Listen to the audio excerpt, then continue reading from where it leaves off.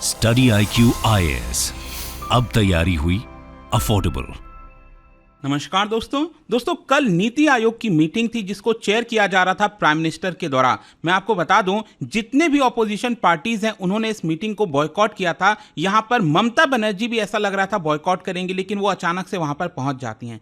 फिर क्या होता है कि अचानक से खबर यह आती है कि बीच मीटिंग से ही वो उठकर चली गई, और जब वो बाहर आई तो रिपोर्टर से उन्होंने ये कहा कि देखिए, मुझे नीति आयोग के मीटिंग में बोलने नहीं दिया गया, मेरा जो माइक है वो टर्न ऑफ कर दिया गया। देखिए, बड़ा इल्जाम होता है क्योंकि आप एक स्टेट के चीफ मिनिस्टर हो, और अगर आपके साथ ऐसा हुआ है तो ऑब्वियस सी बात है गलत है। लेकिन इसको लेकर सरकार ने भी काउंटर किया। सरकार ने साफ साफ कहा है कि ममता बनर्जी जो भी कह रही हैं वो गलत है, ऐसा उनके साथ कुछ भी नहीं किया गया। ये खबर आप देख सकते हो, was not allowed to speak, mic turn off, Mamata walks out of NITI Aayog. और इसी के बारे में हम डिटेल से जानेंगे। नीति आयोग के बारे में भी मैं आपको बताऊंगा, काफी कुछ जानने को मिलेगा। चलिए आगे बढ़ते हैं, लेकिन उससे पहले मैं आप सबको बता दूं कि अगर आप 2025 की यूपीएससी की तैयारी कर रहे हैं, इस समय हमारा यहां पर मॉनसून ऑफर चल रहा है, जिसमें आप और भी कम दाम पर हमारा जो जीएस फाउंडेशन बैच है उसको अवेल कर सकते हैं। जैसे कि आप देख पाओगे यहां पर हमारे बैचेस में प्रीलिम्स, मेंस, इंटरव्यू सब कुछ की तो तैयारी कराई जाती है, लेकिन ये आखिरी प्रतिज्ञा बैच है।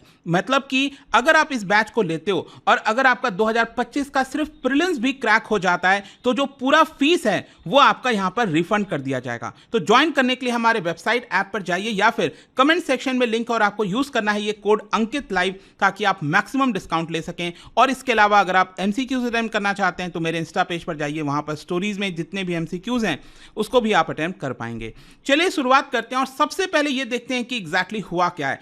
देखिए, जो नीति आयोग की 9th गवर्निंग काउंसिल की मीटिंग थी, मेरे कहने का मतलब यह है कि अगर आपको याद हो तो हमारे देश में पहले प्लानिंग कमीशन हुआ करता था, और देखिए प्लानिंग कमीशन के पास पहले काफी पावर था। इनफैक्ट यहां पर जो वेल्थ डिस्ट्रीब्यूशन है, जो पैसे का भी डिस्ट्रीब्यूशन है, उसमें भी काफी हद तक प्लानिंग कमीशन बोल पाता था। लेकिन उसके बाद आपको याद होगा जब एनडीए की सरकार बनी, पीएम मोदी प्राइम मिनिस्टर बने, तो उन्होंने प्लानिंग कमीशन को खत्म कर दिया और यहां पर एक नया बॉडी बनाया जिसका नाम है नीति आयोग। अब देखिए, नीति आयोग ऐसा बोला गया बनाने का मकसद यही था कि यहां पर जो कोऑपरेटिव फेडरलिज्म है हमारे देश के अंदर वो ज्यादा से ज्यादा हो सके, यहां पर स्टेट्स के बीच में कोऑपरेशन हो सके। लेकिन जिस तरह की चीजें आजकल हो रही हैं, ऐसा लग रहा है कि कोऑपरेशन के अलावा सब कुछ आपको इस मीटिंग के अंदर देखने को मिलेगा। यहां पर आप देख सकते हो कि मीटिंग के दौरान जो मैं आपको बोल रहा था कि ऑपोजिशन रूल्ड स्टेट्स, उन्होंने तो बॉयकॉट कर दिया था, लेकिन जो वेस्ट बंगाल की चीफ मिनिस्टर है ममता बनर्जी, वो वहां पर पहुंची तो थी, लेकिन बीच मीटिंग से वो बाहर आ गए। इसके बारे में मैं आपको और आगे बताऊंगा, लेकिन सबसे पहले नीति आयोग। देखिए, यहां पर मैंने आपको बोला ना था कि ये 9th गवर्निंग काउंसिल की मीटिंग है, और ध्यान रखिएगा ये 9th कैसे हुआ, क्योंकि 2015 में पहली बार इसको कॉन्स्टिट्यूट किया गया था।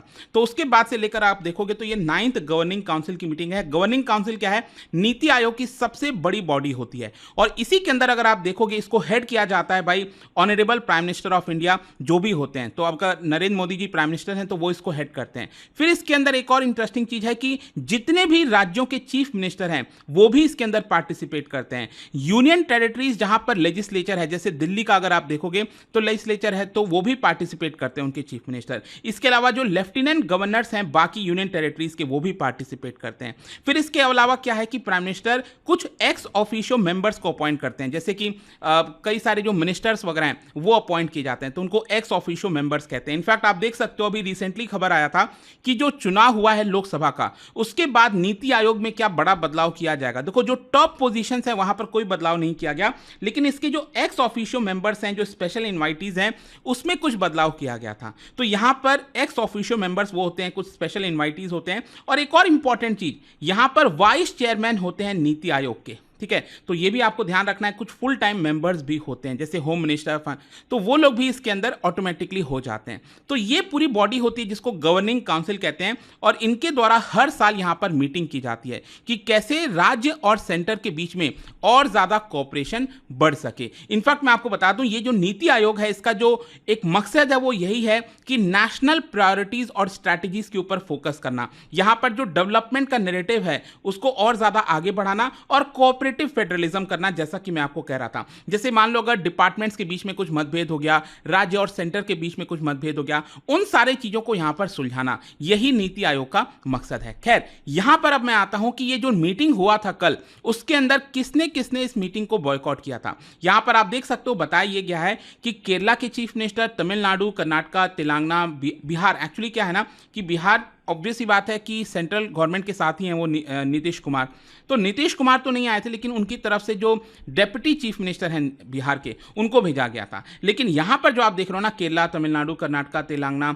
दिल्ली, पंजाब, हिमाचल प्रदेश, झारखंड, पुडुचेरी, उनकी तरफ से कोई भी रिप्रेजेंटेटिव नहीं भेजा गया था। यहां पर ममता बनर्जी इकलौती ऐसी ऑपोजिशन की मेंबर थी जो इस पूरे मीटिंग में गई थी, लेकिन 5 मिनट मतलब वो जब बाहर आई मीटिंग से, बीच मीटिंग से बाहर आ गई और उन्होंने ये कहा कि मेरा माइक्रोफोन जो है वो टर्न ऑफ कर दिया गया था, जिसके ऊपर मैं वापस आऊंगा कि एग्जैक्टली उन्होंने क्या बोला इस चीज को लेकर। लेकिन यहां पर क्वेश्चन ये भी उठता है कि आखिरकार जो ऑपोजिशन पार्टीज हैं अलग अलग राज्यों में, उन्होंने इस मीटिंग को क्यों बॉयकॉट किया। देखिए, उनका यह कहना था कि अभी रिसेंटली जो यूनियन बजट आया है 2024-25 का, ये डिस्क्रिमिनेटरी है नॉन एनडीए रूल स्टेट्स के खिलाफ। कहने का मतलब यह है कि रिसेंटली आपने देखा होगा जो बजट पेश किया गया था, उसमें निर्मला सीतारमण जी ने स्पेशली बिहार और आंध्र प्रदेश का नाम लिया था और कुछ जो स्पेशल चीजें हैं, स्पेशल पैकेज है, उनके लिए भी अनाउंस किया था। इसको लेकर जो बाकी के राज्य हैं वो काफी नाराज हो गए थे। आपने देखा भी होगा, मैंने पूरा जो वीडियो का बजट का वीडियो बनाया था उसमें ये सारी चीजें आपको एक्सप्लेन की थी। खैर, सरकार का ये कहना था कि अगर हमने बाकी अगर राज्यों का नाम नहीं लिया, इसका मतलब ये नहीं है कि हम डिस्क्रिमिनेट कर रहे हैं। हमने ऑलरेडी उनके लिए भी पैसा अलोकेट किया है। अगर आप बजट अच्छे से पढ़ोगे तो उसमें आपको समझ में आएगा कि बाकी राज्यों को भी पैसा दिया गया है, ऐसा नहीं है। तो अब क्या है कि वो पॉलिटिकल कंपल्शन है, जो भी कह लो, क्योंकि जेडीयू और जो टीडीपी है वो एनडीए गवर्नमेंट सेंटर में बचाने के लिए इंपॉर्टेंट है। तो मे भी हो सकता है शायद सेंट्रल गवर्नमेंट ने डिसाइड किया होगा कि बजट में स्पेशली उनका नाम ले लेंगे तो चीज़ें ओके हो जाएंगी। क्योंकि आपने देखा होगा एक स्पेशल राज्य की मांग की दर्जा की जा रही थी बिहार के द्वारा, जो कि एज सच दिया नहीं गया है। खैर, जो भी है, यहाँ पर जब ये बजट आया उसके बाद सबसे पहले तमिलनाडु की जो चीफ मिनिस्टर है एम.के. स्टालिन, उन्होंने इस बॉयकॉट को इनिशिएट किया। उन्होंने कहा कि मैं यहां पर नीति आयोग की मीटिंग में नहीं जाऊंगा। और फिर क्या था, उसके बाद कांग्रेस रूल्ड स्टेट, फिर उसके अलावा आम आदमी पार्टी जो पंजाब में है, उन सब ने भी अनाउंस कर दिया कि हम भी नीति आयोग की मीटिंग में नहीं जाएंगे। लेकिन ममता बनर्जी के साथ क्या हुआ, देखिए, ममता बनर्जी जब बाहर आई और बहुत गुस्से में थी, ठीक है, और जब वो बाहर आई तो देखिए उन्होंने बोला कि आंध्र प्रदेश के जो चीफ मिनिस्टर हैं चंद्रबाबू नायडू, उनको 20 मिनट मौका दिया गया बोलने के लिए। जो आसाम, गोवा, छत्तीसगढ़ के चीफ मिनिस्टर हैं उनको 10 से 12 मिनट दिया गया, लेकिन मुझे सिर्फ 5 मिनट दिया गया था बोलने के लिए, जो कि अनफेयर है। उन्होंने इस चीज को बोला कि सेंट्रल की तरफ से डिस्क्रिमिनेशन किया जा रहा है और ये इंसल्ट सिर्फ बंगाल के लिए नहीं है, पूरे रीजनल पार्टीज के लिए, ऐसा ममता बनर्जी का कहना था। साथ ही साथ उन्होंने ये भी बोला कि गवर्नमेंट जो है वो पॉलिटिकली बायस्ड है। जो बजट आया है वो भी जो ऑपोजिशन रूल स्टेट्स हैं उनकी तरफ फोकस नहीं किया गया है। तो उनका कहना था कि अगर आप पॉलिटिकली बायस्ड होगे, हमारे ऊपर ध्यान नहीं दोगे, तो ये सही नहीं है। मैं ऑपोजिशन की तरफ से गई थी और मैंने सभी राज्यों के लिए यहां पर बोला है। साथ ही साथ देखिए, उनका यह भी कहना था कि जो नीति आयोग है इसको स्क्रैप कर देना चाहिए, खत्म कर देना चाहिए, और पहले जो प्लानिंग कमीशन था उसको वापस से रिकॉन्स्टिट्यूट करना चाहिए। और उनका यह मानना है कि प्लानिंग कमीशन के पास फाइनेंशियल पावर थी, लेकिन नीति आयोग के पास कोई भी फाइनेंशियल पावर नहीं है, और इसी के लिए हम चाहते हैं कि नीति आयोग को खत्म किया जाए। खैर, यहां पर ममता बनर्जी का जब यह बयान आता है मीडिया में, उसके कुछ देर के बाद अगर आप देखोगे, सरकार ने यहां पर जो है ममता बनर्जी के बयान को खंडन किया। उन्होंने ये कहा ममता बनर्जी जो भी कुछ कह रही हैं, इनफैक्ट आप देख सकते हो पीआईबी फैक्ट चेक के द्वारा इसको ट्वीट भी कराया गया है, उसमें देखिए उन्होंने क्या बोला है कि ममता बनर्जी जो कह रही हैं कि मेरा माइक स्विच ऑफ कर दिया गया था, सबसे पहली बात ये मिसलीडिंग है। उन्होंने कहा कि क्या होता है कि जब भी कोई स्पीकर बोलता है तो क्लॉक होता है, तो सबको एक पर्टिकुलर टाइम अलोकेट किया जाता है, हर एक राज्य को, हर एक राज्य के चीफ मिनिस्टर को। तो यहां पर सेंट्रल गवर्नमेंट ये कह रही है कि ममता बनर्जी जी का जब समय खत्म हो गया था, टाइम खत्म हो गया था, जैसे मान लो 5 मिनट है, तो हमने यहां पर ममता बनर्जी को नहीं टोका। इनफैक्ट जो बेल रिंग करता है आपका टाइम खत्म होने के बाद, वो भी उनके केस में नहीं बजा था। इनफैक्ट सेंट्रल गवर्नमेंट तो ये भी कही कि ममता बनर्जी ने एक तरह से रिक्वेस्ट किया था कि उनको जल्दी निकलना है, इसलिए उनको पहले बोलने दिया जाए। क्योंकि क्या होता है ना कि अल्फाबेटिकल वाइज ऑर्डर में मौका दिया जाता है, जिन राज्यों का जो भी नाम है, तो जैसे मान लो आसाम सबसे पहले, इस तरह से अरुणाचल प्रदेश, फिर उसके बाद क्योंकि वेस्ट बंगाल तो डब्ल्यू बाद में आता है इसलिए काफी आखिरी में उनका नंबर आता, लंच के बाद आता। लेकिन ममता बनर्जी का कहना था कि मुझे थोड़ा जल्दी जाना है, तो उनको 7th स्पीकर बनाया गया था, उनको पहले मौका दिया गया। लेकिन इन सारी चीजों के बावजूद भी वो झूठ बोल रही हैं, ऐसा सेंट्रल गवर्नमेंट यहां पर कह रही है। इनफैक्ट सेंट्रल गवर्नमेंट ही नहीं, यहां पर अगर आप देखोगे कांग्रेस पार्टी के एक लीडर हैं वेस्ट बंगाल से, अधीर रंजन चौधरी। आपको याद होगा पिछले बार जब चुनाव हुआ तब काफी न्यूज में थे, इस बार यूसुफ पठान ने उनको हराया है। लेकिन अधीर रंजन चौधरी का कहना है कि ममता बनर्जी झूठ बोल रही हैं। उनका कहना है कि ये कहना कि उनका माइक बंद कर दिया गया और उनको बोलने नहीं दिया गया, ये ऐसा लगता है स्क्रिप्टेड है। मतलब इस तरह से कभी मीटिंग में होता नहीं है और पहले से उनको पता था कि वो क्या करने वाली हैं, बस ये जानबूझकर एक नाटक किया गया है, ऐसा यहां पर अधीर रंजन चौधरी का कहना है। खैर, आई होप कि अब आपको समझ में आ गया होगा कि ये पूरे नीति आयोग की मीटिंग को लेकर कल से इतनी चर्चा चल रही है वो किस बेसिस पर था। खैर, नीति आयोग के मीटिंग के दौरान यहां पर डिस्कशन क्या हुआ है, देखो नॉर्मली जो भी कुछ होता आ रहा है कि जैसे प्राइम मिनिस्टर मोदी अगर आप देखोगे तो वही चीज बार बार कह रहे हैं कि 2047 में यहां पर देश का जो विजन है, विकसित भारत का जो विजन है, उसको आगे बढ़ाना है।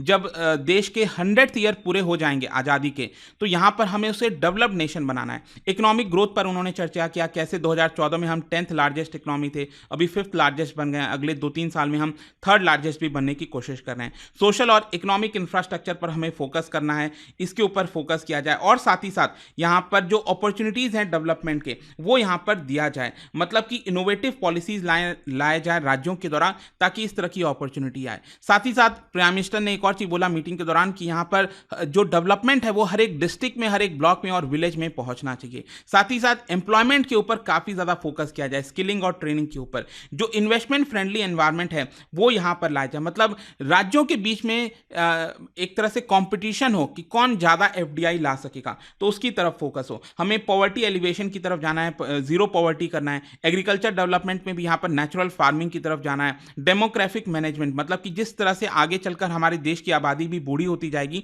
तो उसके ऊपर फोकस करिए। जो गवर्नमेंट ऑफिशियल्स हैं उनकी कैपेसिटी बिल्डिंग करिए, मतलब कि उनको ट्रेनिंग प्रोवाइड करिए कि कैसे उनको देश की सेवा करनी है। और अगला स्टेप यहां पर उन्होंने बोला कि नीति आयोग को मैं रिक्वेस्ट करता हूं, डायरेक्ट करता हूं कि यहां पर जो भी मीटिंग में इंपॉर्टेंट चीजें बोली गई हैं उसको लेकर काम करें। तो यही कुछ हुआ है। आई होप कि इस वीडियो के माध्यम से अब आपको सब कुछ क्रिस्टल क्लियर हो गया होगा। और जाने से पहले एक इंटरेस्टिंग क्वेश्चन, क्या बता सकते हो कि नीति आयोग से रिलेटेड यहां पर 2 स्टेटमेंट दिया हुआ है, कौन सा स्टेटमेंट करेक्ट है? इसका राइट आंसर आप सबको पता है, मेरे इंस्टाग्राम पर तो मिलेगा ही। वहां पर अगर आप नहीं हो कोई बात नहीं, टेलीग्राम से ले सकते हैं इसका सही उत्तर। मैं कई सारे जो एमसीक्यूज हैं वो यहां पर स्टोरीज में डालता रहता हूं। अगर आपको पीडीएफ चाहिए तो टेलीग्राम पर आइए, अलग अलग सोशल मीडिया पर आप जुड़ पाओगे। और जैसा मैंने आपको बताया, अगर आप यूपीएससी की तैयारी कर रहे हैं, स्पेशली इस मॉनसून सेल के दौरान, आप और भी कम दाम पर इस पूरे बैच को ले सकते हैं by using this code Ankit live. And I hope कि वीडियो आपको पसंद आया होगा। मिलता हूं आपसे next time. Till then, thank you very much, see you soon. Study IQ IAS, अब तैयारी हुई अफोर्डेबल।